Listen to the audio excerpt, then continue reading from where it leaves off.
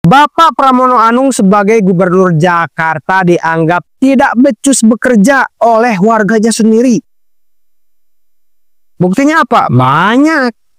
Ketika masyarakat membutuhkan BPJS malah mengadakan BPJS hewan ya. Kemudian sekarang rame banjir di Jakarta, warga Jakarta malah memanggil nama-nama KDM, Kang Dedi.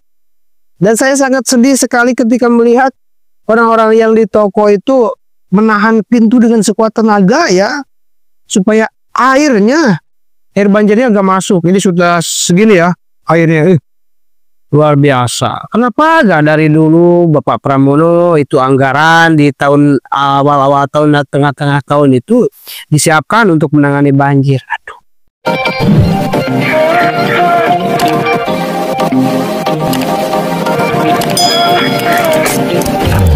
Nih Pak Dedi nih, Jakarta nih, banjir nih Pak Dedi. Tahan, dorong. Ini kalau makin tinggi. Ya Allah. Jangan lepas. Woi. Info terkini, banjirnya makin meluas. Tuh, banjirnya kenceng kali arusnya. Aduh, sayang. Aduh, ini gimana ini? Basecamp saya ini kebanjiran, basecamp saya ini. Aduh, payah dah. Udah ada 5, ada 6. Mantap. Guys, jadi lautan. Mantul lah. Guys, Jakarta dilanda banjir. Pertanyaannya, kemanakah Pramono Anung? Jadi baru-baru ini Jakarta dilanda banjir dan dikepung di mana-mana. Ini membuktikan bahwa Pramono Anung itu tidak becus bekerja. Pola kerja yang dilakukan oleh Pramono Anung itu adalah pola-pola pekerja pejabat yang korup. Jadi seharusnya dia melakukan pekerjaan itu di awal-awal tahun atau pertengahan tahun ketika musim belum hujan ya. Tetapi Pramono Anung lebih baik menunda uang tersebut di bank dan melakukan proyek-proyek di akhir tahun. Ini membuktikan bahwa Pramono Anung itu tidak becus bekerja. Itu betul 1000%, bukan 1% lagi, 1000%. Selain itu, ada info terbaru bahwa akan ada kenaikan tarif Transjakarta sampai 43%. Pertanyaannya, ngapain aja Pramono Anung?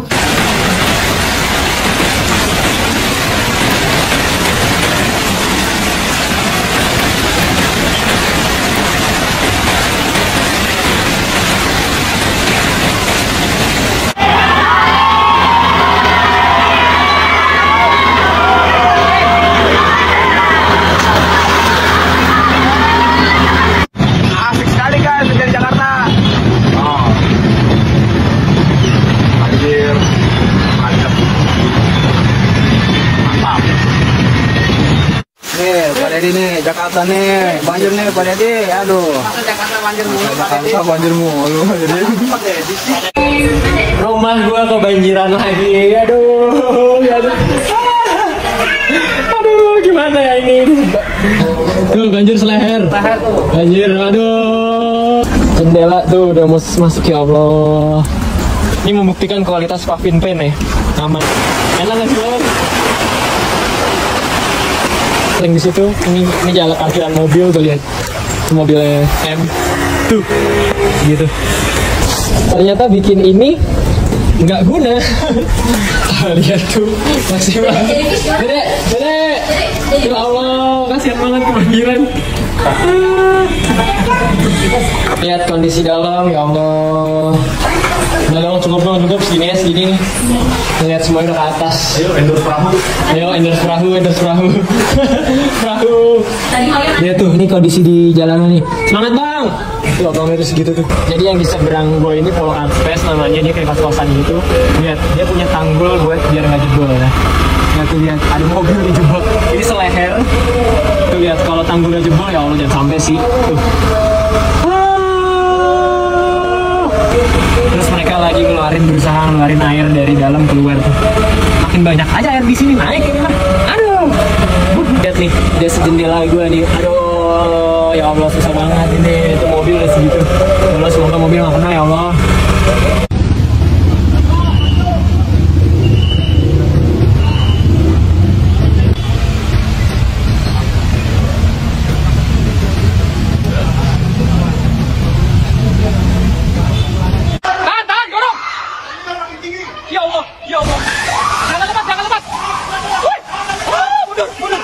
Nah, jadi itulah visual yang ditayangkan di media sosial kepada kita semua, di mana Jakarta dari dulu banget sampai sekarang nggak pernah selesai itu masalah banjir.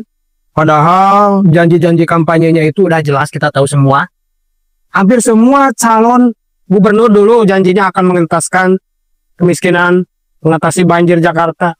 Tapi gak ada tuh ya.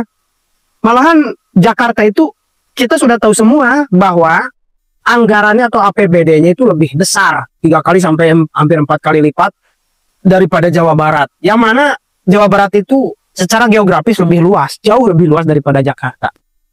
Ya, di Jawa Barat sendiri alhamdulillah ya, bukan berarti saya menjelek-jelekan Pak Pramono. Justru ketika didiamkan, kalau namanya manusia sedang di atas itu semakin merasa enak. Kita kritik aja. Ini kritik kok, bukan nyinyir ya, bukan nyinyir, sama sekali gak ada nyinyir. Ini kritik. Kita bandingkan gak apa-apa, itu hak kita ya. Kita bandingkan dengan Jawa Barat, memang di beberapa titik Jawa Barat itu sudah mulai teratasi. Banjir Sukabumi, Bogor ya. Kan dari Bogor, kata Jakarta ya. Itu yang banjir ke Jakarta itu ada dari Bogor ya, diantaranya ada dari luapan air dari Bogor. Yang mana dari Bogor itu dari puncak Bogor ya, karena banyak pohon yang ditebang ya. Kemudian gunungnya itu gundul ya, tidak ada air yang meresap ke dalam akar karena pohon-pohonnya itu sudah ditebang dan diganti oleh tanaman-tanaman sayuran. Bahkan kan kemarin-kemarin diganti dengan wisata Hibis Fantasi untuk bermain-main. Ada di sana itu ada mainan-mainan anak dan sebagainya sekitar hektaran ya, dan sudah dibongkar oleh Kang Deddy Mulyadi dan ditanami lagi pohon-pohon. Supaya apa? Supaya kedepannya alam biarlah kembali kepada alam, kembali kepada alam sesuai fungsinya ya. Itu luar biasa Kang Deddy. Dan bukan hanya itu, beberapa kasus yang ditangani oleh Kang Deddy bukan hanya banyak sekali, dan semuanya ter-up ke media sosial. Bukan berarti ini gubernur konten segala sesuatu itu di-up ke media sosial. Justru sebelum Kang Deddy Mulyadi juga, beberapa pejabat itu memang meng-up segala sesuatu kepada masyarakat. Karena memang masyarakat juga berhak menerima informasi ya, menerima pemberitahuan terkait ya program-program apa saja sih yang akan dilaksanakan oleh pemerintah daerahnya. Terus aktivitas-aktivitas apa juga yang sudah dilakukan oleh pemerintah, oleh pejabat. Itu hak kita dan kewajiban mereka memberitahukan juga kepada masyarakat. Karena kita sebagai masyarakat yang bayar loh, bayar mereka, bayar pajak, kita mesti tahu dan menuntut. Justru ketika masyarakat diam, ketika merasa dijajak, pajak naik, guru honorer swasta gak diangkat-angkat, justru masyarakat yang diam, gak demo, gak bicara di media, gak berani, itu yang perlu dipertanyakan. Kita kan seharusnya merasa terwakili oleh DPR. Kalau memang DPR-nya bicara aspirasi kita, kalau gak bicara DPR-nya, kalau gak mewakili kita, maka kita demo, kita bicara seperti ini di media. Saya juga ini ikhtiar, upaya supaya kalian pemimpin itu jangan keenakan aja di atas, lupa yang di bawah. Banyak, lihat ke bawah, turun ke bawah, pakai sepatu buat kalian ya. Banyak yang miskin, banyak bencana, ada yang banjir, gak selesai-selesai. Bahkan di Jakarta malah lebih mementingkan kucing, hewannya, ada BPJS hewan segala. Dimana dalam keadaan itu, keadaan BPJS hewan dijadikan program, itu masih banyak pada waktu itu masyarakat yang kismin alias miskin, yang gak punya BPJS juga. Aneh sekali, padahal anggarannya dulu. Ada yang mengendap juga kata Pak Purbaya itu di Bank Sentral itu 6, sekian triliun ya. Dan alasan Pak Pramono itu ya nanti akan dialokasikan lah, karena ada jadwal-jadwalnya. Kita husnudan saja, mudah-mudahan itu teraplikasikan, terimplementasikan sesuai dengan rencana awal ya.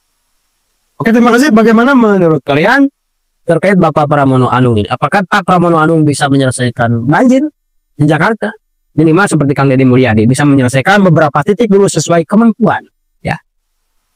Silakan dicantumkan di kolom komentar. Apabila setuju, cantumkan. Apabila tidak juga alasan yang berikan. Silakan. Terima kasih.